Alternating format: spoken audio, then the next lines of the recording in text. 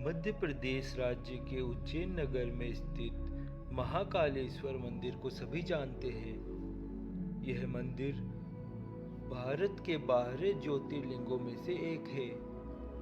ज्योतिर्लिंग मतलब वह स्थान जहां भगवान शिव ने स्वयं स्थापित किए थे। पुराणों, महाभारत और कालिदास जैसे महाकवियों की रचनाओं में इस मंदिर का मनोहर वर्णन मिलता है। पुराणों में शिव का नाम रुद्र रूप में आया है। रुद्र संहार के देवता और कल्याणकारी है। विष्णु की भांति शिव के भी अनेक अवतारों का वर्णन पुराणों में प्राप्त होता है। शिव की महत्ता पुराणों के अन्य सभी देवताओं में सर्वाधिक है।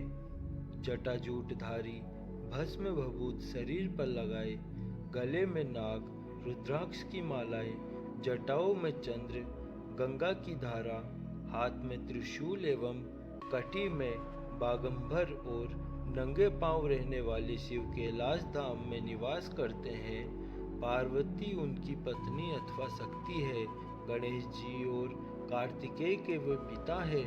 यूं तो इस मंदिर का काफी महत्व है। यहाँ भक्तों का तांता लगा रहता है, लेकिन इस बात को बहुत कम लोग जानते हैं कि भगवान महाकालेश्वर ज्योतिर्लिंग की उत्पत्ति कैसे हुई थी। आज हम आपको बताएंगे कि सूर्य देव की 12 रश्मियों से प्रकट हुए थे ज्योतिर्लिंग। कहा जाता है कि जब सृष्टि का निर्माण हुआ था, उस समय सूर्य की पहली 12 रश्मियां धरती पर गिरी। उनसे 12 ज्योतिर्लिंग का बने। उज्जैन महाकालेश्वर ज्योतिर्लिंग भी सूर्य की पहली 12 रश्मियों से ही निर्मित हुआ। तब से बाबा महाकालेश्वर की पूजन उज्जैन में होती है। उज्जैन की पूरी भूमि को उसर भूमि कहा जाता है, यानी शमशान की भूमि। भगवान महाकाल का मुख दक्षिण दिशा की ओर है, इसलिए भी तंत्र क्रियाओं की दृष्टि से उज्जैन महाकाल मंदिर का बेहद खास महत्व है। महाकाल की नगरी में हर सिद्धि, काल भैरव, विक्रांत भैरव आदि भगवान विराजमान है। उज्जैन में महाकालेश्वर मंदिर परिसर में कई देवी देवताओं के कई मंदिर हैं। महाकाल बाबा के दर्शन के लिए मुख्य द्वार से गर्भगृह तक कतार में लगकर श्रद्धालु पहुंचते हैं। मंदिर में एक प्राचीन काल का कुंड भी है। यहाँ स्नान करने से पवित्र होने और पाप व संकट नाश होने के बारे में कहा जाता है। महाकालेश्वर मंदिर 3 खंडों में है। नीचे वाले हिस्से में महाकालेश्वर स्वयं है, बीच के हिस्से में ओंकारेश्वर है, ऊपर के हिस्से में भगवान नागचंद्रेश्वर है। भगवान महाकालेश्वर के गर्भगृह में माता पार्वती, भगवान गणेश एवं कार्तिकेय की मूर्तियों के दर्शन किए जा सकते हैं। जानकारी के लिए आपको बता दें कि भगवान श्री कृष्ण ने भी अपनी शिक्षा उज्जैन से ही ग्रहण की थी। उज्जैन की ख्याति प्राचीन काल से ही धार्मिक नगरी के तौर पर देखी गई है। यहाँ लंबे समय राजा महाराज विक्रमादित्य का शासन था।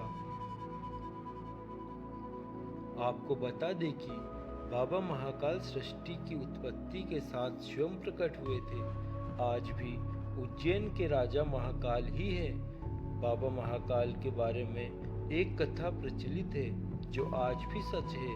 पहले किसी भी राजा को महाराज महाकाल की नगरी उज्जैन में ठहरने की इजाजत नहीं थी।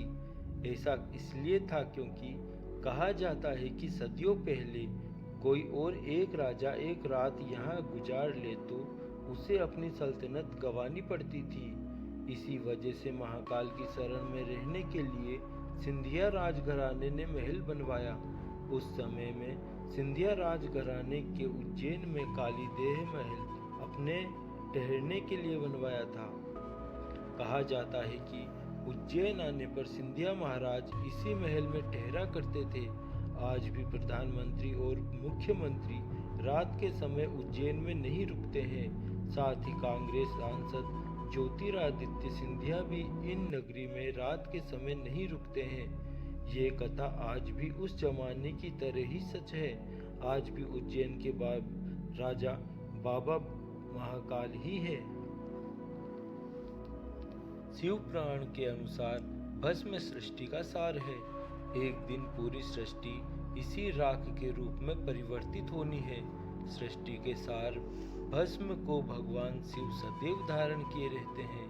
इसका अर्थ है कि एक दिन यह संपूर्ण सृष्टि शिवजी में ही विलीन हो जाएगी।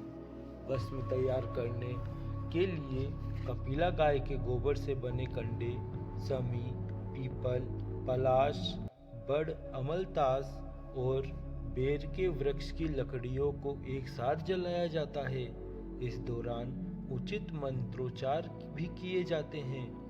इन चीजों को जलाने पर जो भस्म प्राप्त होती है उसे कपड़े से छान लिया जाता है। इस प्रकार तैयार की गई भस्म भगवान शिव को अर्पित की जाती है। ऐसी मान्यताएं हैं कि शिवजी को अर्पित की गई भस्म का तिलक लगाना चाहिए। जिस प्रकार भस्म से कई प्रकार की वस्तुएं शुद्ध व साफ की जाती है, उसी प्रकार भगवान शिव को अर्पित की गई भस्म का तिलक लगाने से अक्षय पुण्य की प्राप्ति होती है। साथ ही कई जन्मों के पापों से भी मुक्ति मिल जाएगी। महाकाल की पूजा में भस्म का विशेष महत्व है और यही इनका सबसे प्रमुख प्रसाद है। ऐसी धारणा है कि शिव के ऊपर चढ़े हुए भस्म का प्रसाद ग्रहण करने मात्र से रोग दोष से मुक्ति मिलती है।